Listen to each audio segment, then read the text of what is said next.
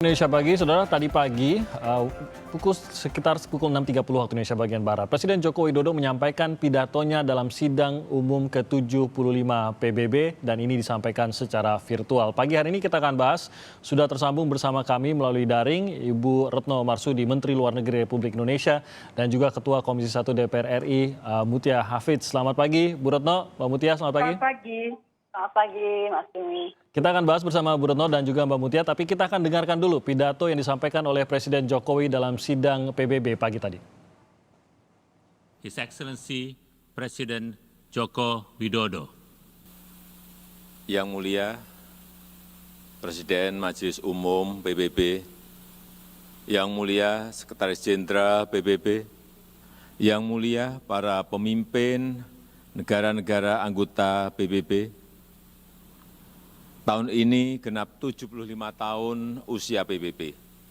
75 tahun yang lalu PBB dibentuk agar perang besar, Perang Dunia Kedua tidak terulang kembali. 75 tahun yang lalu PBB dibentuk agar dunia bisa lebih damai, stabil dan sejahtera. Karena perang tidak akan menguntungkan siapapun. Tidak ada artinya sebuah kemenangan dirayakan di tengah kehancuran. Tidak ada artinya menjadi kekuatan ekonomi terbesar di tengah dunia yang tenggelam. Pimpinan sidang yang terhormat, di usia PBB yang ke-75 ini, kita patut bertanya, apakah dunia yang kita impikan tersebut sudah tercapai?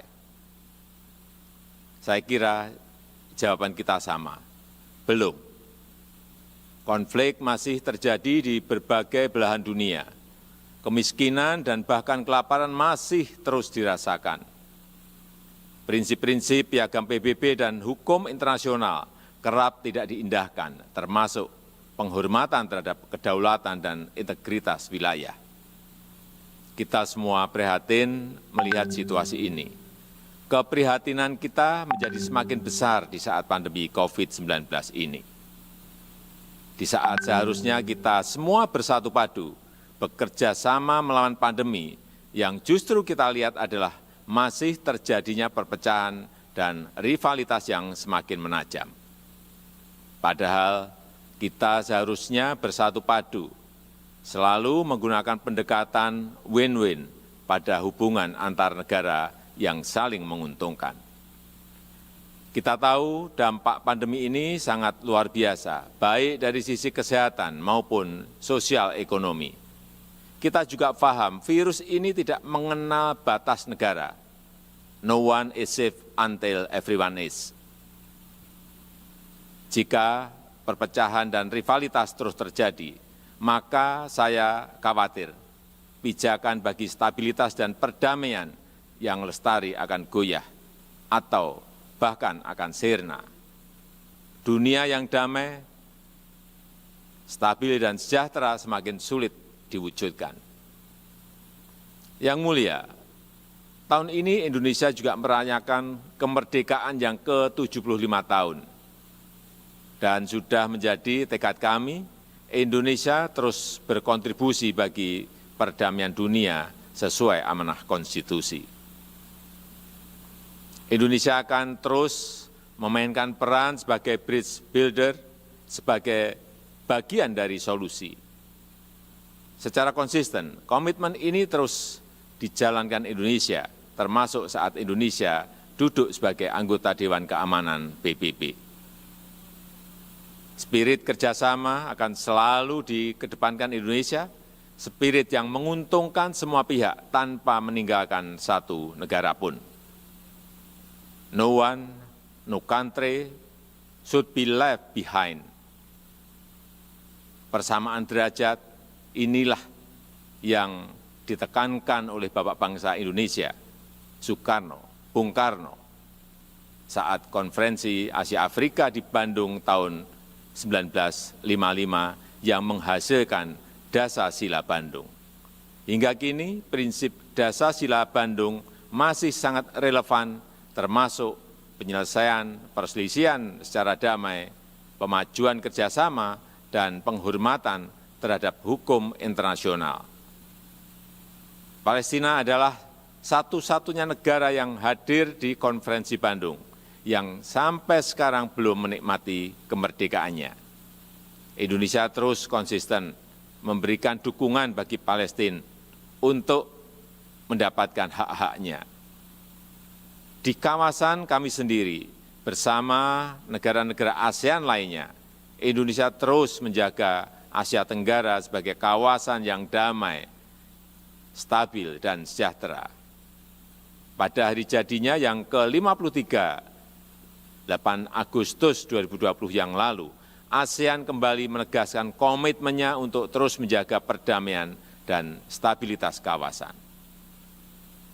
Spirit kerjasama dan perdamaian inilah yang kemudian didorong Indonesia ke kawasan yang lebih luas, kawasan Indo-Pasifik melalui ASEAN Outlook on the Indo-Pacific. Yang mulia, melihat situasi dunia saat ini, izinkan saya menyampaikan beberapa pemikiran. Yang pertama, PBB harus senantiasa berbenah diri, melakukan reformasi, revitalisasi, dan efisiensi. PBB harus dapat membuktikan bahwa multilateralism delivers, termasuk pada saat terjadinya krisis. PBB harus lebih responsif dan efektif dalam menyelesaikan berbagai tantangan global. Dan kita semua memiliki tanggung jawab untuk terus memperkuat PBB, agar PBB tetap relevan dan semakin kontributif sejalan dengan tantangan zaman. PBB bukanlah sekedar sebuah gedung di kota New York, tapi sebuah cita-cita dan komitmen bersama seluruh bangsa untuk mencapai perdamaian dunia dan kesejahteraan bagi generasi penerus. Indonesia memiliki keyakinan yang tidak tergoyahkan terhadap PBB dan multilateralisme. Multilateralisme adalah satu-satunya jalan yang dapat memberikan kesetaraan. Kedua, kolektif global leadership harus diperkuat. Kita paham bahwa dalam hubungan antar negara, dalam hubungan internasional, setiap negara selalu memperjuangkan kepentingan nasionalnya. Namun, jangan lupa, kita semua memiliki tanggung jawab untuk kontribusi menjadi bagian dari solusi bagi perdamaian, stabilitas, dan kesejahteraan dunia. Disinilah dituntut peran PBB untuk memperkokoh kolektif global leadership. Dunia membutuhkan spirit kolaborasi dan kepemimpinan global yang lebih kuat untuk mewujudkan dunia yang lebih baik. Ketiga, kerjasama dalam penanganan COVID-19 harus kita perkuat, baik dari sisi kesehatan maupun dampak sosial ekonominya. Vaksin akan menjadi game changer dalam perang melawan pandemi. Kita harus bekerja sama untuk memastikan bahwa semua negara mendapatkan akses setara terhadap vaksin yang aman dan dengan harga terjangkau. Untuk jangka panjang, tata kelola ketahanan kesehatan dunia harus lebih diperkuat. Ketahanan kesehatan dunia yang berbasis pada ketahanan kesehatan nasional akan menjadi penentu masa depan dunia. Dari sisi ekonomi, reaktivasi kegiatan ekonomi secara bertahap harus mulai dilakukan dengan melakukan koreksi terhadap kelemahan-kelemahan global supply chain yang ada saat ini. Aktivasi ekonomi harus memprioritaskan kesehatan warga dunia. Dunia yang sehat, dunia yang produktif harus menjadi prioritas kita. Semua itu dapat tercapai jika semua bekerja sama, dan bekerja sama. Mari kita memperkuat komitmen dan konsisten menjalankan komitmen untuk selalu bekerja sama. Demikian, terima kasih. Itu tadi pidato Presiden Joko Widodo di sidang umum ke-75 PBB yang disampaikan secara virtual. Saya kembali kepada Ibu Retno Marsudi, Menlu Republik Indonesia, dan juga Mbak Mutia Hafidz, Ketua Komisi 1 DPR RI. Bu Retno, mungkin Anda bisa menjelaskan poin-poin yang dipilih oleh Presiden ini untuk disampaikan di hadapan dunia di sidang PBB. Mengapa poin-poin ini menjadi poin-poin terpenting disampaikan dalam kondisi global saat ini? Baik, terima kasih Mas Timothy. Jadi kita seharian ini memantau pidato-pidato dari semua kepala negara dan pada saat kepala negara bicara mengenai kepentingan nasionalnya, ini merupakan sesuatu yang sangat lumrah. Bagian lain memilih untuk saling menyerang. Tetapi Presiden mengambil sebuah angle yang sangat penting, yaitu angle agar kerjasama diperkuat. Dan Presiden mengingatkan bahwa PBB tadi disampaikan bukan sekedar sebuah gedung di kota New York, tetapi sebuah cita-cita dan komitmen untuk mencapai perdamaian, terutama bagi generasi penerus. Dan saya kira pesan kerjasama ini menjadi sangat penting di tengah kita mencermati situasi dunia saat ini, di tengah pandemi, banyak sekali justru terjadi rivalitas, sehingga saya kira pesan Presiden sangat jelas pentingnya untuk terus memajukan persatuan dan kerjasama, dan Indonesia menyampaikan komitmennya bahwa kita siap terus menjadi bagian dari solusi dunia. Saya menyadari sekali sebenarnya, mungkin karena kita terbiasa mendengar Pak Jokowi mengatakan kerja. Ini pertama kali kerjanya ditambahkan begitu, kerjasama. Tapi memang ini berangkat dari kesadaran mengenai apa yang masih terjadi antar negara di PBB begitu, Bu Menlu ya. Bahkan di tengah krisis ini pun kepentingan tiap-tiap negara tampaknya masih lebih dimajukan. Padahal kita tahu semua negara menghadapi krisis akibat dari pandemi COVID-19 ini. Bentuknya apa begitu, Bu Menlu, nanti kerjasama yang sudah mulai diungkit oleh Presiden ini di PBB? Tadi Presiden mengatakan bahwa sudah pasti setiap negara selalu memperjuangkan kepentingan nasionalnya, tetapi jangan lupa ada kewajiban kita untuk berkontribusi kepada dunia. Oleh karena itu keseimbangan antara memperjuangkan kepentingan negara dengan kontribusi menjadi sangat penting artinya. Dan PBB secara khusus menekankan mengenai pentingnya kolektif global leadership. Dan pada saat tadi Mas Timothy nanya mengenai masalah kerjasama, banyak sekali kerjasama yang dapat kita lakukan, terutama di tengah pandemi ini. Tadi Presiden mencontohkan satu hal, yaitu di bidang vaksin. Dan dari sejak awal Indonesia selalu konsisten menyampaikan prinsip mengenai pentingnya equal partner terhadap vaksin yang aman dan dengan harga yang terjangkau.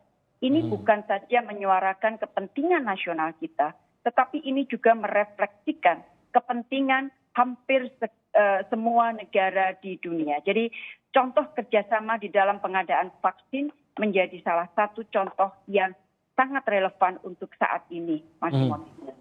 Baik, saya ke Mbak Mutia Hafidz dari Komisi 1 melihat pidato dan poin-poin yang disampaikan oleh Presiden dalam pidato di PBB tadi. Bagaimana Mbak Mutia? Ya, jadi kalau ada entrance yang paling pas untuk Presiden, karena kemarin di periode sebelumnya belum datang ke PBB untuk sidang umum, ini adalah entrance yang paling pas dan paling elegan. Karena memang konteks tantangan dunia yang saat ini betul-betul memerlukan kehadiran beliau, meskipun tentu dari jarak jauh melalui video conference. Satu hal yang saya highlight adalah Presiden cukup tegas memberikan kritik-kritik dan masukan terhadap PBB. Dan saya rasa itu perlu dan menjadi semangat banyak negara. Di saat PBB memasuki usia 75, banyak tuntutan misalnya bagaimana PBB berbenah diri, termasuk bahkan mereformasi sistem-sistem yang ada di dalamnya. Dan satu poin lagi yang saya highlight adalah Presiden menegaskan tentang kesetaraan. Jadi selain kerjasama dan kolaborasi, kesetaraan. Ini bentuk pesan yang kuat menurut saya kepada dunia.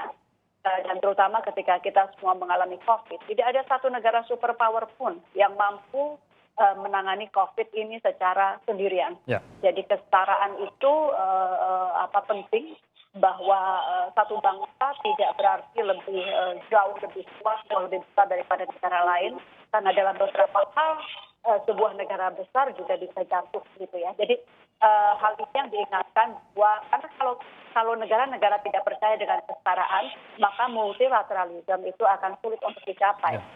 Itu juga kemudian dikaitkan bahwa sekarang itu saatnya satu melalui